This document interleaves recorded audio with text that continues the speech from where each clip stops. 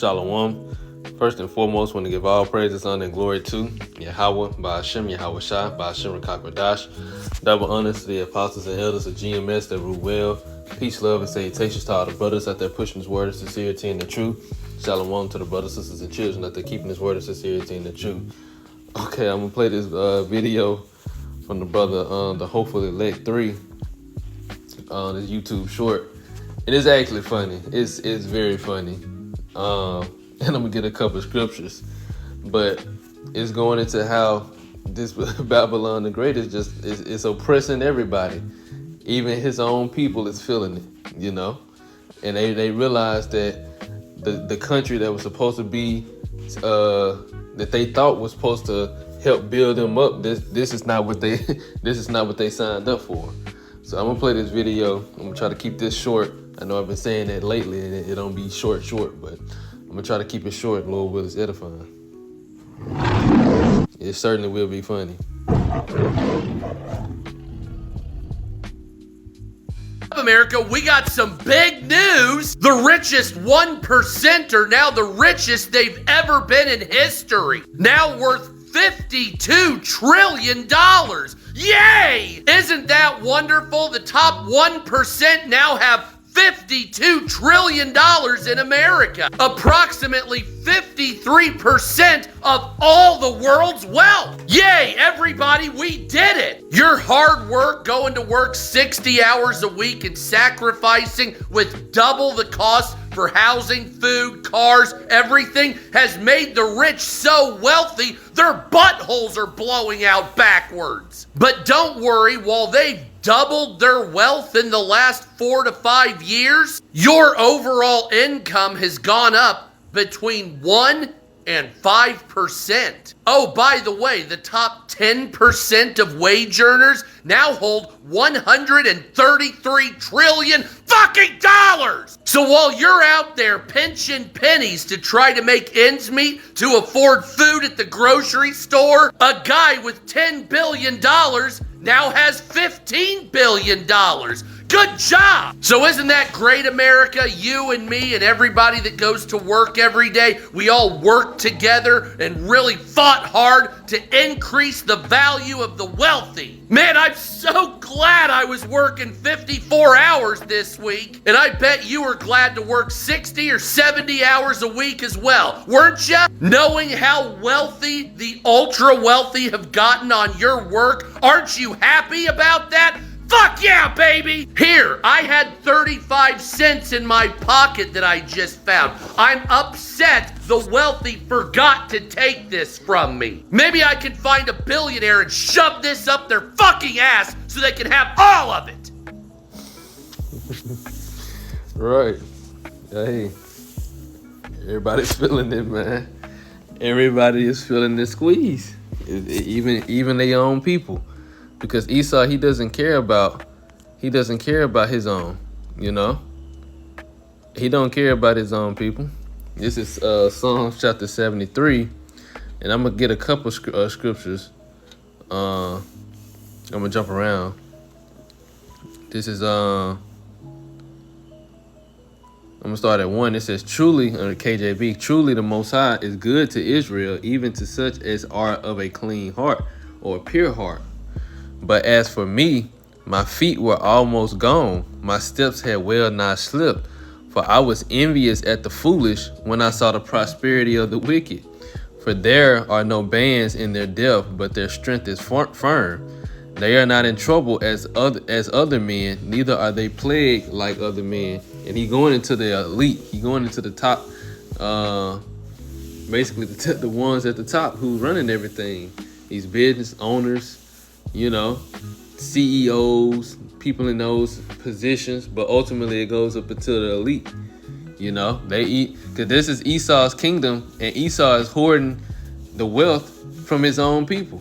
You know, the ones at the top, they hoarding the wealth from their own people. So now you got Edomites in positions lower than Jake, and we at the bottom, you know. I'm gonna jump down. Which this whole chapter is good. Salakia. I'm always getting interrupted mid-video. Verse 12. Like I said, this whole chapter is good, but I'm gonna kind of just jump around. Verse 12, AMP, behold, these are the ungodly, who always prosper and are at ease in the world. They have increased in wealth. Surely then in vain I have cleansed my heart and washed my hands in innocence. For all the day long I been stricken and punished every morning. And this is what Jake is experiencing for the most part. You know, we see the prosperity of the wicked, and at one point, even these lower level Edomites was balling much greater than Jake, you know. But we, you know, us of this truth, we walk in the straight path. And it gets like this sometimes. Sometimes you have this mindset of, you know, you trying to do the right thing, but Esau is just prospering, but this world was catered to him, and it's not going to last long. This is what the speaker is saying. That's why he started off with saying how foolish he was. I'm going to keep going. Verse 15. If I have said, I will say this and express my feelings, I would have betrayed the generation of your children. When I considered how to understand this, it was too great an effort for me and too painful until I came into the sanctuary of the Most High. Then I understood, for I considered their end. Surely you set the wicked-minded and immoral on slippery places. You cast them down to destruction.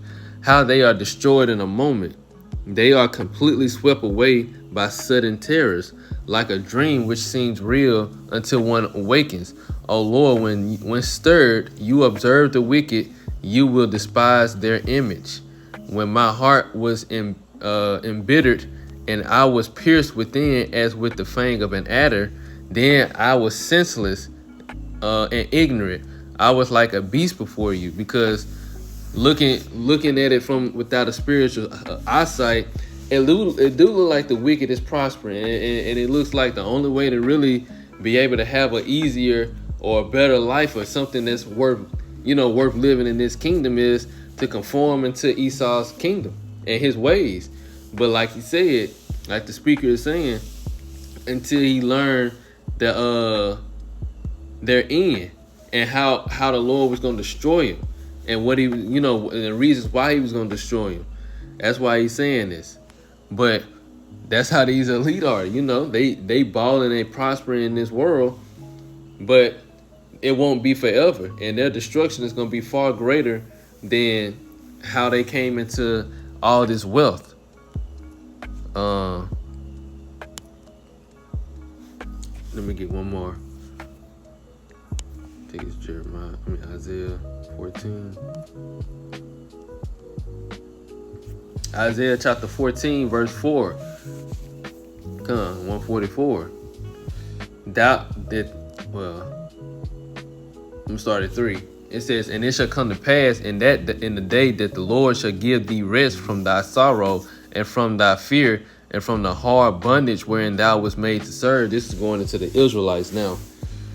That thou shalt take up this proverb against the king of Babylon and say, how hath the oppressor ceased? The golden city ceased.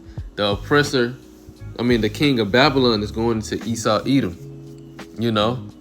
Esau Edom in general, because he ruling the earth, and America is at the forefront. America is spiritually Babylon, So, and it's talking. All this is going into a man. A king is reference is it's talking about a man. But it says, how has the oppressor ceased? The golden city ceased. Because understanding these things, it does, and understanding we in oppression, and Jake is doing any and everything for survival. Now Esau doing the same thing, any and everything for survival. But this is truly oppression, because this is not how a kingdom is supposed to be ran. The people are not supposed to be suffering, under the rulers. The ruler is supposed to make it to where everybody is prosperous, and that's how the kingdom of heaven is going to be for the Israelites. We're going to be prosperous. The whole nation is going to eat. Esau don't care about his whole nation, but see, in our kingdom, the whole nation is going to eat, and we're going to restore under Yahweh Shai's guidance and leadership. We're going to restore the earth back into its proper fashion, and everything is going to be in balance. And after the 1,000 years, Esau is going to be eradicated, but the other nations are going to be able to go back into their land, and they're going to live better lives.